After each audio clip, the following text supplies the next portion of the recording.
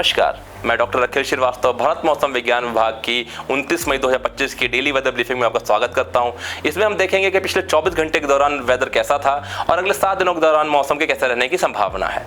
अगर हम आज की हाईलाइट के बारे में बात करें तो एक डीप डिप्रेशन यानी एक गहन अवदाब जो है वो north west Bay of Bengal पर आज केंद्रित था सुबह 8:30 बजे। इसका हमारा अनुमान यह है कि ये वेस्ट बंगाल और बांग्लादेश कोस्ट को आज सागर आइलैंड और खेपुपारा के बीच में क्रॉस कर सकता है आज आफ्टरनून में, जिसकी वजह से वेरी हैवी से एक्सट्रीमली हैवी रेनफॉल जो नॉर्थ ईस्टर्न स्टेट्स में सब वेस्ट बंगाल सिक्किम में 31 मई तक रह सकती है।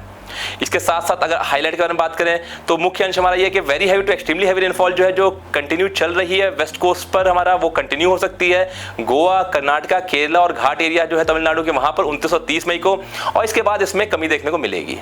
इसके साथ साथ एक पश्चिमी विक्षोभ जो नॉर्थ वेस्ट पार्ट जो उत्तर पश्चिम भारत के इलाके हैं उनको प्रभावित करेगा। अगले 4 से 5 दिनों के दौरान इसकी वजह से उत्तर पश्चिम भारत के इलाकों में थंडरस्टॉर्म एक्टिविटी हो सकती है, गस्टी विंड देखने को मिल सकती है और इसके साथ साथ रेनफॉल एक्टिविटी भी हो सकती है। अगर हम इसको डिटेल में समझें तो पहले हम बात करते हैं पिछले 24 घंटों के बारे में मौसम कैसा रहा। तो भारी से बहुत भारी वर्षा जो है कोंकण गोवा में, तमिलनाडु में, पुदुचेरी कराईकल में, केरला माहे, तटीय आंध्र प्रदेश, तटीय कर्नाटक और साउथ इंडिया कर्नाटक यानी दक्षिण आंतरिक कर्नाटक में रिपोर्ट की गई पिछले 24 घंटों के दौरान। इसके साथ साथ भारी वर्षा जो है असम, मेघालय, नागालैंड, मणिपुर, मिजोरम, त्रिपुरा, सब हिमालयन, वेस्ट बंगाल, सिक्किम, उड़ीसा, मध्य महाराष्ट्र, मराठवाड़ा, तेलंगाना, पूर्वी मध्य प्रदेश और विदर्भ में रिपोर्ट की गई है। वहीं अगर हवा की गति की बात करें तो स्क्वाली गस्टी विंड जहां पर जो हवा गति थी वो 40 से 80 किलोमीटर प्रति घंटे की रफ्तार से थी, वो रिपोर्ट की गई है तमिलनाडु में, असम में, मेघालय, पूर्वी उत्तर प्रदेश, हिमाचल प्रदेश, अंडमान निकोबार द्वीप समूह में, उत्तराखंड, गंगेटिक वेस्ट बंगाल, हरियाणा, पश्चिमी उत्तर प्रदेश, मध्य महाराष्ट्र, कोंकण गोवा, मिजोरम, उड़ीसा, झारखंड, सब हिमालयन वेस्ट बंगाल, सिक्किम और पंजाब में। ओलावृष्टि की जो ऑब्जर्व किया गया हिमाचल प्रदेश में, और वेस्ट राजस्थान में धूल भरी आंधी डस्ट स्टॉर्म भी रिपोर्ट किया गया है। इसके साथ अगर हम बात करें साउथ वेस्ट मानसून की, दक्षिण पश्चिम मानसून की, वो आज फिर कुछ और क्षेत्रों में उसका एडवांसमेंट हुआ। ये जो कुछ और क्षेत्र है छत्तीसगढ़ के, उड़ीसा में, कुछ पार्ट जो हमारा उत्तरी बंगाल की खाड़ी का है उसको, और जो बचा हुआ क्षेत्र था हमारा नॉर्थ ईस्टर्न स्टेट्स का, पूर्वोत्तर राज्यों का, उसको इसने आज कवर किया है। इसके साथ साथ कुछ पार्ट जो सब हमारे वेस्ट बंगाल का है और पूरे सिक्किम में आज मानसून का एडवांसमेंट हो गया यानी 29 मई 2025 को। इसके साथ साथ कंडीशन जो है वो फेवरेबल है इसके फर्दर एडवांस की, जहां पर अनुमान है कि अगले 102 दिन के दौरान ये कुछ और एरिया जो है, कुछ और क्षेत्र जो हमारा पश्चिम बंगाल का और बिहार का है, उसमें ये अगले 102 दिनों के दौरान कंडीशन फेवरेबल है इसके पहुंचने की, दस्तक देने की। अगर हम बात करें इसके साथ साथ और डिटेल में डीप डिप्रेशन के बारे में, तो जो डिप्रेशन जो कल एक well mark low pressure area था, सुस्पष्ट निम्न दबाव का क्षेत्र था, वो आज सुबह 5:30 बजे के अराउंड एक डिप्रेशन अवदाब में तीव्र हो गया था, और वहीं 8:30 बजे और तीव्र होकर के जो हमारा north west Bay of Bengal है, उत्तर पश्चिम बंगाल की खाड़ी ऑफ वेस्ट बंगाल बांग्लादेश का तट है वहां पर केंद्रित था। इसका लोकेशन 21.3 डिग्री नॉर्थ लैटिट्यूड और 88.5 डिग्री ईस्ट लॉन्गिट्यूड था आज सुबह 8:30 बजे। ये 60 किलोमीटर जो दक्षिण पूर्व में केंद्रित था सागर आइलैंड से, 110 किलोमीटर था पूर्व दक्षिण पूर्व में दीघा से, 160 किलोमीटर था ये बालासोर के पूर्व में, और 180 किलोमीटर था ये दक्षिण पश्चिम में मोंगला जो कि बांग्लादेश में है, और इसके साथ साथ 180 किलोमीटर पश्चिम में था ये खेपुपारा बांग्लादेश से। अनुमान यही है कि धीरे धीरे नॉर्थवर्ड मूव करेगा, उत्तर दिशा में बढ़ेगा, और आज वेस्ट बंगाल बांग्लादेश के तटों को ये सागर आइलैंड और खेपुपारा के बीच में इसके क्रॉस करने की संभावना है। इसके साथ साथ जैसे हमने बताया कि एक वेस्टर्न डिस्टर्बेंस पश्चिमी विक्षोभ जो है वो जम्मू कश्मीर के ऊपर आज केंद्रित है, और इसके साथ साथ एक साइक्लोनिक सर्कुलेशन जो है वो साउथ पंजाब में, दक्षिण पंजाब के ऊपर भी स्थित है। एक साइक्लोनिक सर्कुलेशन जो है वो अपर साइक्लोनिक सर्कुलेशन वेस्ट राजस्थान पर जो है लोअर ट्रोपोस्फेरिक लेवल्स पर केंद्रित है। एक और पश्चिमी विक्षोभ जो है वो अभी थोड़ा सा पीछे है, वो नॉर्थ अफगानिस्तान, उत्तरी अफगानिस्तान के आसपास जो लोअर मिडिल ट्रोपोस्फेरिक लेवल्स हैं उस पर केंद्रित है। इसके साथ साथ एक साइक्लोनिक सर्कुलेशन या चक्रवाती परिसंचरण जो है वो सेंट्रल उत्तर प्रदेश के उत्तरी भागों में यानी मध्य उत्तर प्रदेश के उत्तरी भागों में केंद्रित है।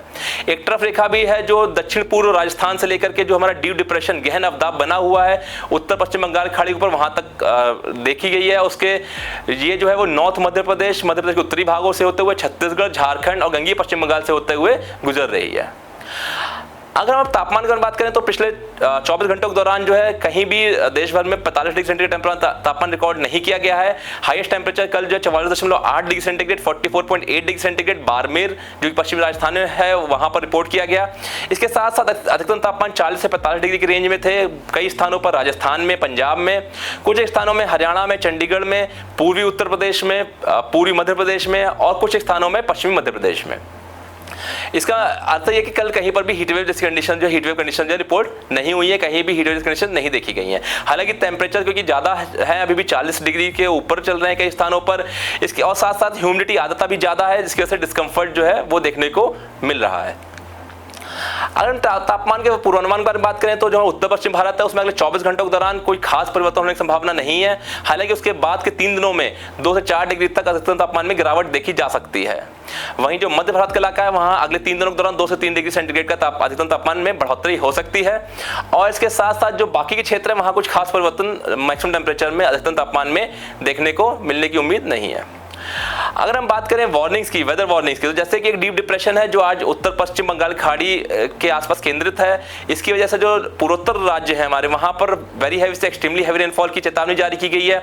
इसमें मुख्य रूप से नागालैंड, मणिपुर, मिजोरम, त्रिपुरा, असम, मेघालय, अरुणाचल प्रदेश, इन सभी क्षेत्रों में 29 और 30 तारीख को कुछ स्थानों पर भारी से बहुत भारी वर्षा के साथ साथ एक्सट्रीमली हैवी रेनफॉल यानी कि 20 सेंटीमीटर से ज्यादा वर्षा होने की चेतावनी जारी की गई है। वहीं अगर हम बात करें मुख्य रूप से मेघालय की, तो वहां पर आज और कल 29 30 तारीख को एक्सेप्शनली हैवी रेनफॉल की चेतावनी जारी की गई, जहां पर वर्षा 30 सेंटीमीटर से ज्यादा होने की संभावना है। वहीं अगर हम बात करें पूर्वी भारत के मुख्य रूप से जो हमारा वेस्ट बंगाल है, उड़ीसा है, वहां पर heavy to very heavy rainfall activity मुख्य रूप से 29 तारीख को वेरी हैवी रेनफॉल एक्टिविटी कुछ स्थानों पर और 30 तारीख को हैवी रेनफॉल की वार्निंग जारी की गई है। अगर हम बात करें दक्षिण प्रायद्वीप भारत की, तो वहां पर जो घाट एरिया है तमिलनाडु के, केरला, दक्षिणांतिक कर्नाटक, कोस्टल कर्नाटक के तटीय हिस्से हैं, यहाँ पर heavy to very heavy rainfall activity हो सकती है। इसके साथ साथ कुछ स्थानों पर एक्सट्रीमली हैवी रेनफॉल एक्टिविटी भी हो सकती है। वहीं कोंकण गोवा में आज वेरी हैवी रेनफॉल एक्टिविटी कुछ स्थानों पर होने की संभावना है। इसके अतिरिक्त जो बाकी के प्रायद्वीप भारत के इलाके हैं वहाँ कुछ स्थानों पर भारी वर्षा के साथ साथ थंडरस्टॉर्म एक्टिविटी हो सकती है। इससे गस्टी विंड हो सकती है, जहाँ पर 30 से 40 किलोमीटर प्रति घंटे की रफ्तार से हवा चल सकती है। अगर हम उत्तर पश्चिम भारत की बात करें तो जम्मू कश्मीर, पंजाब, हरियाणा, उत्तर प्रदेश, मध्य प्रदेश, इन सभी क्षेत्रों में ऑरेंज अलर्ट जारी किया गया है, जहां पर जो थंडरस्टॉर्म एक्टिविटी है साथ में गस्टी विंड रह सकती है। हवा गति 50 से 60 किलोमीटर से लेकर के 70 किलोमीटर तक रहने की संभावना है। वहीं पश्चिमी राजस्थान में भी थंडरस्टॉर्म गस्टी विंड हो सकती है, साथ डस्ट स्टॉर्म की चेतावनी भी जारी की गई है 29 और 30 तारीख को। इसके साथ साथ कल और परसों यानी 30 और 31 तारीख को कुछ एक स्थानों पर जो है हीटवेव कंडीशन भी बन सकती है, जहां टेम्परेचर जो है 45 डिग्री क्रॉस कर सकता है पश्चिमी राजस्थान में। अगर हम बात करें 31 मई की, तो जो नॉर्थ ईस्टर्न पार्ट्स जो है कंट्री का है, मुख्य रूप से नागालैंड, मणिपुर, मिजोरम, त्रिपुरा, असम, मेघालय, अरुणाचल प्रदेश, सिक्किम, सब हिमालयन, वेस्ट बंगाल, इन सभी क्षेत्रों में कुछ स्थानों पर बहुत भारी वर्षा होने की भी संभावना है और ऑरेंज अलर्ट इशू किया गया है। वहीं केरला में भी कुछ स्थानों पर बहुत भारी वर्षा हो सकती है। अगर उत्तर पश्चिम भारत के बारे में बात करें तो उत्तराखंड में भारी वर्षा की चेतावनी जारी की गई है। जम्मू कश्मीर भारी बारिश कुछ स्थानों पर हो सकती है। वहीं जो हमारा हिमाचल प्रदेश है वहाँ भारी वर्षा चेतावनी कुछ स्थानों पर जारी की गई है। इसके साथ साथ 31 मई को जो हमारा हिमाचल प्रदेश का क्षेत्र है वहां पर जो हवा गति है वो 50 से 60 किलोमीटर तक भी रहने की संभावना है। इसके लिए ऑरेंज अलर्ट भी इशू किया गया है। इसके अतिरिक्त जो बाकी का जो हमारा मध्य भारत और पूर्वी भारत का इलाका है वहां पर थंडरस्टॉर्म एक्टिविटी हो सकती है, गस्टी विंड हो सकती है, 30 से 40 किलोमीटर से लेकर 50 किलोमीटर तक की गति से हवा चलने की चेतावनी जारी की गई है। अगर हम बात करें 1 जून की और 2 जून की, तो हम देखेंगे कि जो हमारा असम मेघालय का क्षेत्र है वहां पर वेरी हैवी रेनफॉल एक्टिविटी हो सकती है और इसके बाद में फिर हैवी रेनफॉल की एक्टिविटी जो है वो 2 जून को की चेतावनी जारी की गई है। वहीं अरुणाचल प्रदेश में, नागालैंड, मणिपुर, मिजोरम, त्रिपुरा में 1 जून और 2 जून को कुछ क्षेत्रों में आइसोलेटेड हैवी रेनफॉल एक्टिविटी की चेतावनी जारी की गई है येलो अलर्ट के साथ में। वहीं जो हमारा मध्य भारत है और जो हमारा उससे लगा हुआ उत्तर भारत का क्षेत्र है वहां पर थंडरस्टॉर्म एक्टिविटी हो सकती है, गस्टी विंड चल सकती है, 30 से 40 किलोमीटर की गति से हवा चल सकती है। वेस्ट कोस्ट की बात करें, कोंकण गोवा, कर्नाटक का जो तटीय इलाका है, केरला है, इन सभी क्षेत्रों में आइसोलेटेड प्लेसेस पर हैवी रेनफॉल एक्टिविटी हो सकती है 1 और 2 जून को। अगर 3 और 4 तारीख पर बात करें, जैसे कि हमने इंडिकेट किया है कि बारिश में जो दक्षिण प्रायद्वीप भारत का इलाका है वहां पर कमी आएगी। इसके साथ साथ जो हमारा नॉर्थ ईस्ट स्टेट्स हैं वहां पर अरुणाचल प्रदेश और असम मेघालय में 4 तारीख को, 3 जून और 4 जून को कुछ क्षेत्रों में आइसोलेटेड प्लेसेस पर हैवी रेनफॉल एक्टिविटी हो सकती है।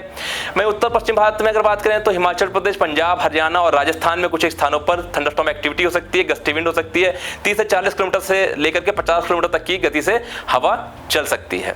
जैसे कि एक डीप डिप्रेशन, गहन अवदाब जो है वो उत्तर पश्चिम बंगाल खाड़ी पर केंद्रित केंद्रित है। इसको लेकर के हमारा अनुमान है कि आज दोपहर तक इसको कोस्ट को क्रॉस करने की संभावना है। तो इसको लेकर के जो फिशरमैन है उनको ये एडवाइस किया गया है, उनसे आग्रह किया गया है कि वो जो उत्तरी बंगाल खाड़ी और उससे लगा हुआ जो मध्य बंगाल खाड़ी का इलाका है उसमें जाने से बचें। इसके साथ साथ जो कोस्टल जो एरियाज हैं, उड़ीसा के कोस्ट एरियाज हैं, जो बंगाल, पश्चिम बंगाल के और बांग्लादेश के हैं, उनमें 29 और 30 तारीख को फिशरमैन से अनुरोध है कि वो वहां जाने से बचें। इसके साथ साथ जैसे जो हमारा पूर्वोत्तर राज्य है वहां पर एक्सट्रीमली हैवी रेनफॉल की चेतावनी जारी की गई है और मेघालय में आइसोलेटेड प्लेसेस पर एक्सेप्शनली हैवी रेनफॉल भी हो सकती है और इसके साथ साथ बाकी क्षेत्रों में heavy to very heavy rainfall हो सकती है। इसको देखते हुए हमारा सबसे अनुरोध है कि इसके कई तरह के इंपैक्ट हो सकते हैं, जिसमें जो लो लाइंग एरियाज है वहां पर फ्लडिंग हो सकती है, जहां पर लैंडस्लाइड, मडस्लाइड होने के ज्यादा प्रोबेबल एरियाज हैं वहां पर लैंडस्लाइड जैसी घटना भी हो सकती है। इसके साथ साथ जो वल्नरेबल स्ट्रक्चर्स हैं, जो कमजोर मकान हैं, जो वो गिर सकते हैं, टूट सकते हैं, कच्चा रोड में थोड़ा टूट फूट हो सकती है। इसके साथ साथ जो छोटे पेड़ होते हैं जैसे पपाया ट्री, बनाना ट्री, जो केले के पेड़ हैं, जो पपीते के पेड़ हैं, ये भी उखड़ के गिर सकते हैं। जो लूज ऑब्जेक्ट्स होते हैं वो उड़ सकते हैं, उससे किसी को चोट पहुंच सकती है। इसके साथ साथ जो ट्रैवल है, जो यातायात है, वो भी उसमें भी इफेक्ट पड़ सकता है। जो रोड ट्रांसपोर्ट है, रेलवे ट्रांसपोर्ट है, उसमें इफेक्ट पड़ सकता है। जो हेलीकॉप्टर सेवाएं हैं उसमें इम्पैक्ट पड़ सकता है। इसको देखते हुए हमारा सबसे अनुरोध है कि जो भी जानकारी आपके जो भी जानकारी दी जा रही है उसके अनुरूप सारे प्रोटेक्शन, बचाव के लिए सारे कदम उठाएं।